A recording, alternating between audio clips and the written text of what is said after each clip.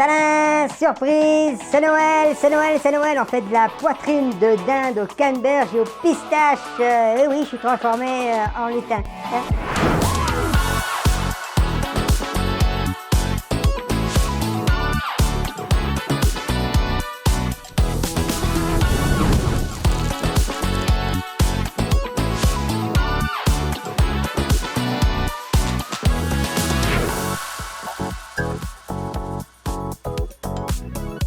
Alors, comme le disait si bien le petit lutin de Fun Cuisine, j'ai beaucoup de plaisir à faire ça.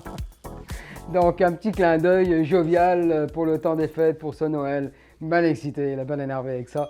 Oui, on fait de la dinde, même s'ils annoncent des pénuries de dinde. Donc, écoutez, on arrive à en trouver quand même sur le marché. Poitrine de dinde que j'ai trouvée dans une boucherie près de chez moi. Nous allons la travailler dans le concept de Noël, naturellement, au canneberge, au pistache. Donc, concept vert et puis rouge, Noël. Écoutez, on n'y échappe pas, on y arrive. Mais c'est génial, on va pouvoir se rassembler en grand nombre. Et ça, c'est le mandat et le fun de Fun Cuisine. Donc, alors écoutez, on parcourt les ingrédients ensemble. Très simple à faire. C'est une recette qui a fait ses preuves. Et je vous donne 2-3 techniques pour enfermer cette farce à l'intérieur d'une poitrine de dinde. On regarde les ingrédients ensemble. Les ingrédients, disais-je, très simple. Poitrine de dinde. Ensuite, une poitrine de dinde. Ensuite de ça, ail, échalote, persil, canneberge, pistache. Un œuf pour lier. 2 saucisses. Donc, cette farce-là est calculée pour faire 2 poitrines de dinde. Donc, j'en ai une autre de réserve au frigo. Je vous fais voir la façon de le faire, à ficeler pour vous faire des beaux petits pavés pour dresser dans les assiettes lors de vos réceptions. Alors, dans un malaxeur ou à la main, tout simplement, avec des mains bien propres, on malaxe ça. En l'occurrence, j'ai un petit batteur, on va s'en servir. Hein. Donc, les saucisses, de la même façon dont je vous ai montré l'atelier sur les petits farcis de Provence, on incorpore tout dedans, on fait la farce. Et ensuite de ça, je vous fais voir comment rouler ça. Alors, lorsqu'on reçoit, quand on achète la poitrine de dinde, il va falloir que nous l'aplatissions pour qu'elle puisse être dans un rectangle à peu près correct pour qu'on puisse rouler tout ça. Comment on fait ça? Avec un couteau. Et ce qu'on va faire, on va les faire comme des espèces de, on appelle ça des papillons. On l'ouvre en papillon. Donc, voilà, on l'incise légèrement sur les côtés, surtout sur les côtés les plus épais, pour l'égaliser en épaisseur. Voilà. Donc, du côté de la poitrine, même s'il reste la peau, ce n'est pas grave. Quand on va rouler, un peu de gras, il n'y a pas de souci. Donc, on fait juste ouvrir comme ceci pour lui permettre d'avoir de la viande partout. Et après, pour avoir quelque chose de régulier, entre 2 saran wrap et un rouleau ou un marteau à faire les escalopes, on va pouvoir taper sur la dinde sans y faire mal pour justement avoir une plus fine épaisseur, un rectangle pour qu'on puisse mettre la farce dedans et rouler correctement. Donc dans la farce, j'ai mis un œuf obligatoire ou un blanc d'œuf, il faut quelque chose, il faut un coagulant, de telle façon à ce que la farce adhère bien à la viande et lorsque vous allez couper, pour éviter que toute la farce sorte. Cette recette est idéale si vous la faites la veille. Il n'y a aucun problème la journée même, le soir même. Mais si vous la faites la veille, c'est génial parce que ça redescend en température. La coagulation se fait très bien. Vous pouvez couper des parts qui sont très précises. La farce reste correctement au cœur de la poitrine de dinde. Et vous avez juste à réchauffer les sections déjà coupées. Donc une fois qu'on l'a ouvert en papillon, qu'on a mis de la viande, un peu mis de la viande, j'entends par là que si on a réorganisé notre carré, on le met entre 2 saran wrap sur une planche. Donc on y va généreusement.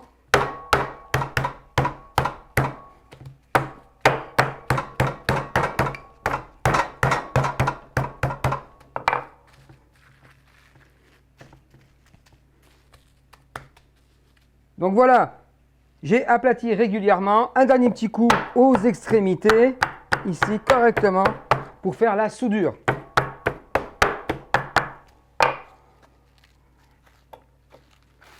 Donc ensuite, on enlève la première couche sur le dessus. Ce qui est génial, c'est que ça reste propre. Voilà. Alors, je vais mettre un petit peu de sel et un petit peu de poivre. Voilà. Poivre du moulin.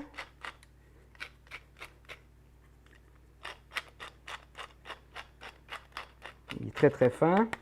Et ici, j'ai un petit peu de moutarde de Dijon. Ça va rehausser un peu, ça va donner un petit goût subtil. Et en même temps, ça va faire un autre agglomérant. Donc, 2 cuillères à table. On y va généreusement, comme ceci. Voilà. Alors, vous avez le choix de 2 techniques.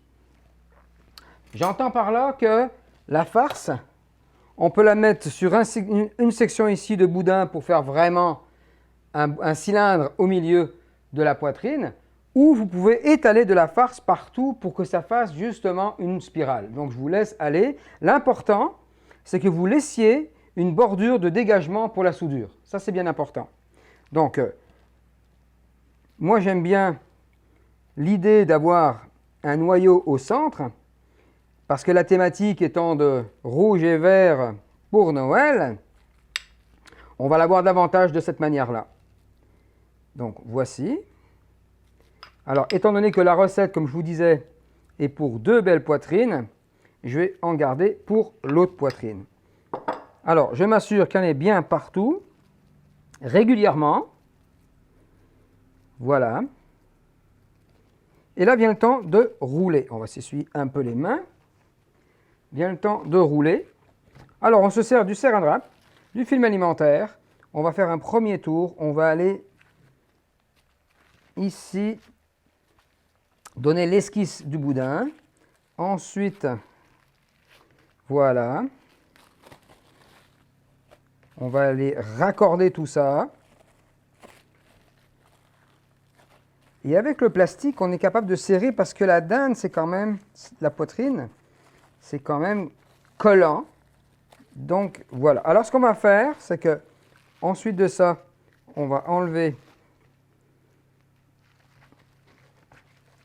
le saran wrap pour pouvoir, avec la fermeture en dessous, ça c'est bien bien important, en dessous. Donc, on serre comme ça correctement avec ses mains. Voilà. Vient le temps maintenant. Alors, on pourrait davantage lui faire rentrer un peu les côtés pour pas que la farce sorte. Vient le temps du ficelage. Alors, regardez ce qui est génial. Hop, on tourne ça, comme ça, la planche. Hop, je triche un peu, je regarde mon écran. Voilà. Et ce que l'on va faire, c'est qu'on va prendre notre ficelle à rôti. On va passer en dessous, comme ça. Voilà. Et on va se créer des sections pour pouvoir ficeler tout cela. Donc moi, je commence aux 2 extrémités. Alors, c'est une technique très facile, très simple. Nos amis les bouchers pourraient nous démontrer qu'en un seul tour de main, on est capable de faire un beau rôti. Mais comme je vous dis, à la maison, nous, on travaille à la bonne franquette. Mais de bon goût. Donc voilà, une autre section, etc., etc., etc. Donc je les prépare avant de les ficeler, puis après ça je ficelle. Voilà. Et vous allez voir qu'il y a un sens pour ficeler. Parce que je ne veux pas que ma farce elle sorte. Je ne veux pas ficeler dans l'ordre dans lequel je le fais, sinon je vais faire sortir ma farce. Donc je vais emprisonner ma farce. Donc on continue. Comme ceci. Et je vais finir avec un dernier sur l'extrémité. Ici. Ici même. Comme ceci. Donc là, je vais ficeler. Je vais faire 2 tours pour que ce soit facile d'accès et surtout de pression. Je ne ficellerai pas trop non plus. Juste un peu. Je ne serrerai pas trop non plus. Voilà. Première extrémité, deuxième extrémité, bien important. Comme ça, on répartit égal la farce. C'est ça le truc. Voilà. Comme ça. Et après, on y va. Une fois. Alors, on fait 2 tours. Parce que 2 tours, il tient la pression. Comme ça, on n'est pas obligé de mettre le doigt. Hop. Bam. Allez, on va de ce côté-ci. Donc voilà, notre dinde est ficelée. Quand on regarde en dessous, oui, il y a un petit peu de farce qui veut sortir, mais elle est tenue. Le cylindre est régulier partout. Le diamètre n'est pas trop gros, ce qui est génial après pour faire des belles petites portions et dresser une superbe assiette. On saisit. Alors une fois bien ficelé, un peu d'huile, sel, poivre, on ne tarde pas trop. Donc vous voyez, comme je vous disais, il est long, donc je le tords un peu. C'est pas grave du tout. On va le saisir correctement de chaque côté et on va finir ça sur une plaque au four une trentaine de minutes, 375, 74 degrés Celsius, 165 Fahrenheit. Une belle coloration, caramel, blondiné sur le dessus, ça va donner un goût terrible. Alors comme je vous disais, une fois que ça a bien été saisi, chaque côté, on met ça sur une petite plaque et on enfourne. Donc ce que je vais faire, je vais dresser 2 assiettes. Une avec des petites tranches fines pour qu'on puisse voir la farce à l'intérieur et une autre en pavé.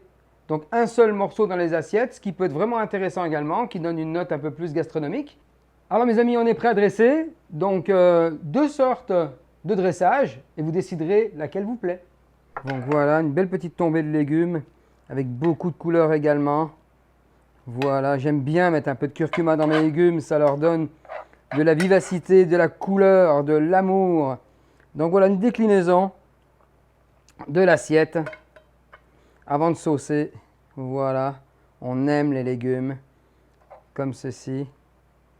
Voilà, bien du bonheur. Regardez mes amis, on a 2 belles assiettes de Noël. Alors je ne sais pas où est passé mon petit lutin, mais tout ce que je peux vous dire, c'est qu'avant de déguster cette bonne assiette, cette belle assiette, j'aimerais vous souhaiter tout l'amour du monde durant ces fêtes de Noël. Alors, amusez-vous, rassemblez-vous et propagez l'amour autour de vous. Moi, je m'en fais un devoir. Alors, on goûte. Alors, je vais choisir l'assiette de déclinaison avec les petites tranches et je vais de ce pas déguster. Voilà. Alors, le médaillon tient très très bien. La farce a bien coagulé.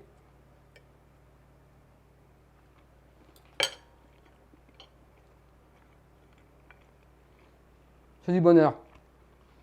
C'est pas sec. La chair à saucisse, pardon, a fait son travail. C'est goûteux. La sauce au Porto, tout est équilibré. C'est une super recette pour vous. Je vous la partage encore une fois avec amour. Et la purée de pommes de terre mousseline avec un petit peu de beurre dedans. Mes amis, c'est du bonheur. On like, on partage. Continuez à me suivre tel que vous le faites. Excusez-moi. C'est délicieux. Joyeux Noël à tous. Je vous embrasse. Bye.